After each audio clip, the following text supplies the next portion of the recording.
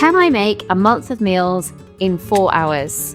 This month, I'm trying to cut my time down whilst also keeping the spend under £150. I might not be able to make it, but let's give it a try. Inspired by my tinned goods challenge, I've included more veggie meals this month and boosted the amount of tinned and frozen ingredients of all the challenges. This one, however, did feel quite chaotic, as you will see as the video goes on. So let's get started. First up, I'm getting the oven on and heated up, ready to bake 2 of my ingredients whilst I prepare the other food. I'm roasting up a whole chicken for my pie and also some large sweet potatoes for homemade pizza bases.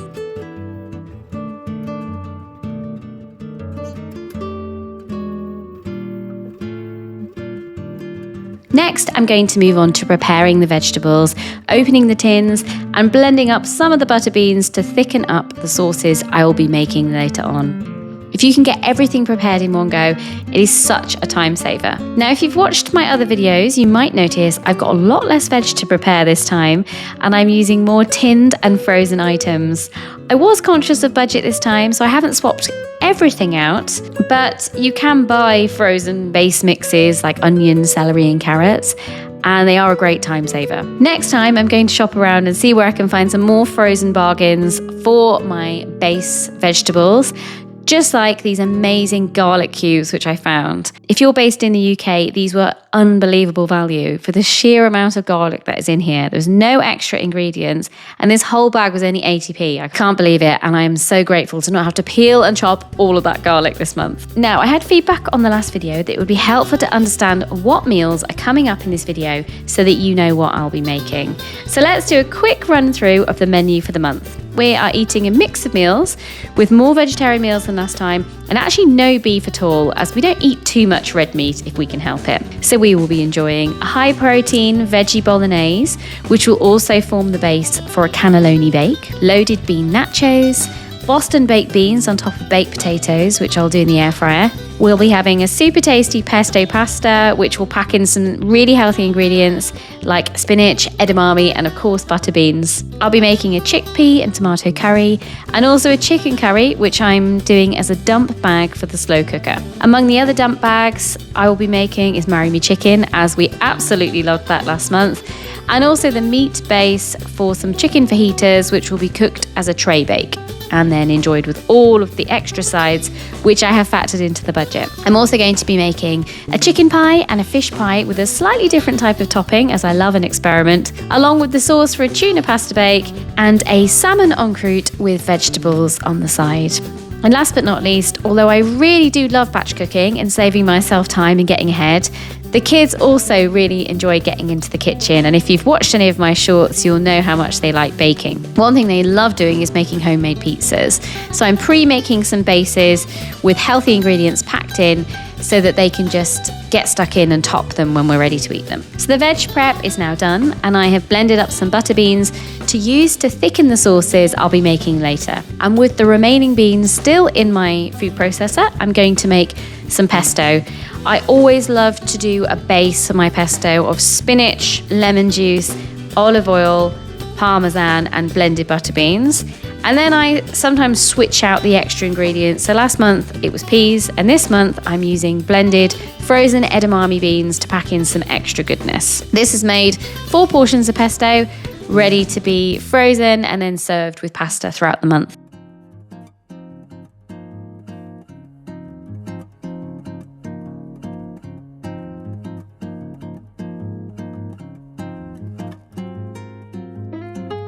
Now I'm going to move on to preparing some of the dump bags. Last month we absolutely loved the Marry Me Chicken dump bag, so much so that it has been requested to be on the menu again. And I think if you find a meal that your family really enjoys, it's totally okay to repeat that for the following month. Someone also left a really great comment on one of my last videos that I could swap out the chicken for chickpeas if I wanted to make it vegetarian, which I think sounds like a great idea. I'm also preparing a fajitas dump bag, which will be oven cooked. And actually, this was in my first ever batch cook, and I've tweaked the recipe slightly so that the pepper and the onions are much chunkier. as last time they cooked a little bit too quickly in the oven. The final dump bag is a mild chicken curry, which takes its recipe from the Gusto online cookbook, which is such a great source of recipe inspiration. And often if you make those meals yourself, as opposed to ordering the recipe kits from them, it can save you a little bit of money too.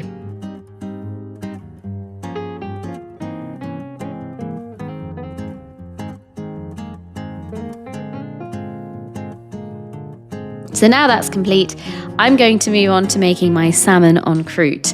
Now, this is a total experiment for me, and I do love experiments. I thought this one could be quite fun. The kids love pastry and they love salmon, and I've saved some time here by using tinned salmon, which I've made sure I've patted really dry so that it doesn't make the pastry too wet. I've also made a thick sauce which will coat the pastry, which is made of butter beans that were blended with a little bit of lemon juice and some boursin.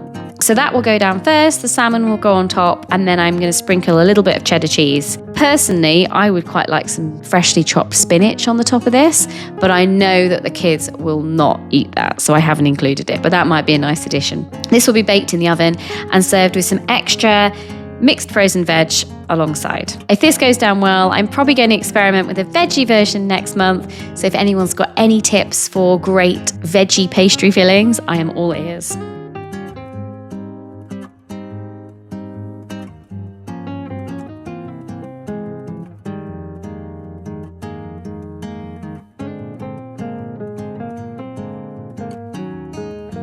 Next up, I'm moving on to the hob section. So when you're doing a batch cook, it's so useful if you can group together meal types so that you're being really efficient with your time. The first meal I'm getting started with is a tofu veggie bolognese, which I'm making a big batch of so that we can have it as a bolognese, but also within a cannelloni bake. So the base, first off, is made up by frying off carrots, parsnip, onions, and celery until they're really softened. And then I will add in the remaining ingredients and crumble in the firm tofu, which I've patted dry. Now, a vegan friend gave me an amazing tip that you can crumble it like this, or instead you could buy smoked tofu, crumble it up, and fry it until it's really crispy, and that also tastes amazing in sauces, so I might try that next time. This will be left to simmer with the bay leaf in, so it becomes a little thicker and will take on lots of flavour from the sauce. Now, I mentioned before it was quite a chaotic cook, and this actually was my first error, that I picked the wrong size of pan for this, and thankfully the sauce just about fitted in. As part of this meal, I've also toasted some walnuts by dry frying them, and this is a great way to add a bit more of a meaty taste to veggie bologneses. And I'm going to save some of this to my pie topping.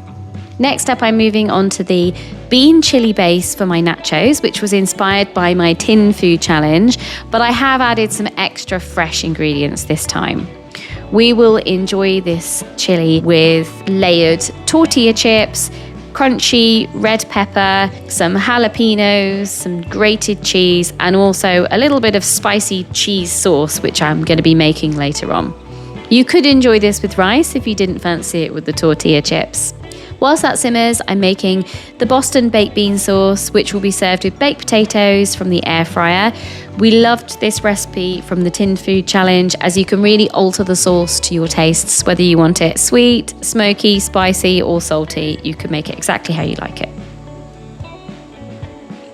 Finally, I'm going to get a chickpea curry simmering down, and I've toasted the chickpeas a little in curry powder until fragrant.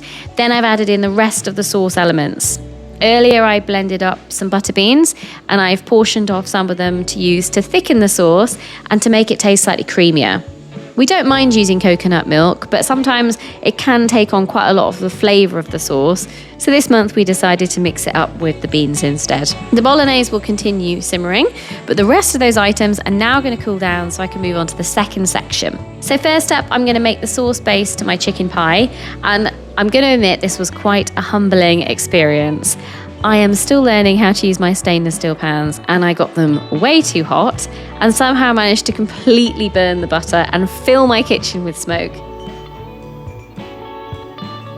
The second attempt was much better, and I left the leeks with the lid on to soften, and whilst they cooked in a separate pan, I softened up some carrots, celery, and then added in some garlic and a little bit of flour, the cooked leeks, cream cheese, stock, and some lentils to finish off the sauce.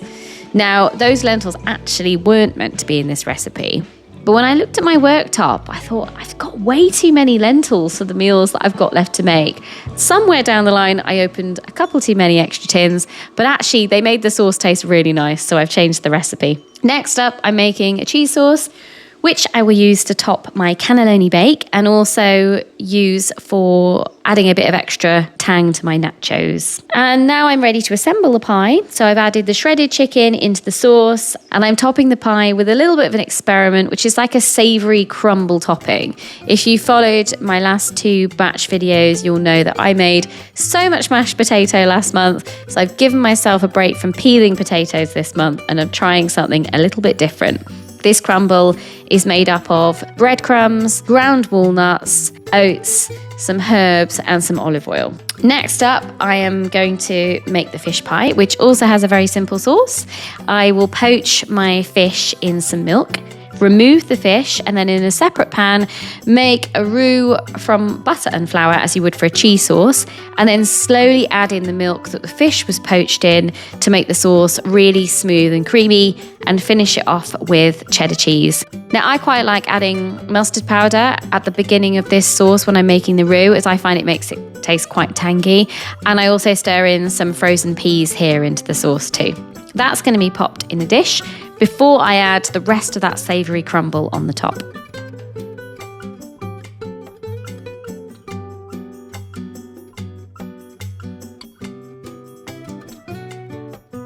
We're now moving on to the final set of recipes. So I'm using my Thermomix to make tuna pasta bake sauce, but you could equally do this on the hob. It's a very simple sauce. This time I'm not actually going to freeze it assembled, as I need to keep some space in my freezer for lunchbox snacks that I've got planned. And while everything cools before I pop the meals in the freezer, I'm going to assemble my cannelloni in these baking trays. I found these in the cupboard left over from Christmas, and they're just about the right size. So I simply fill the cannelloni tubes. I've topped them with a little bit of leftover bolognese sauce and then the cheese sauce that I reserved from earlier. And I will then bake that in the oven and serve with some vegetables on the side. I've also bagged up the bolognese sauce ready to be served with spaghetti. Now, last but not least, I'm making the dough for pizza night. Earlier on, whilst the chicken was cooking, I roasted up some sweet potatoes until soft, and I mashed them down and stirred in the flour until I had a smooth dough. Now, the quantities of flour you need really depends on the size of your sweet potato. So you just need to keep adding flour as you go until the dough is smooth and not sticky. The sweet potatoes I bought were a lot bigger than I was expecting, and I actually underestimated how much flour I would need, and it completely cleared out my supply. I actually had so much sweet potato left over that we attempted to make some sweet potato brownies, which were a complete fail, and definitely need to work on the recipe for that next time. So I roll out the pizza bases, and I'm going to freeze these flat between sheets of greaseproof paper so that they don't stick together.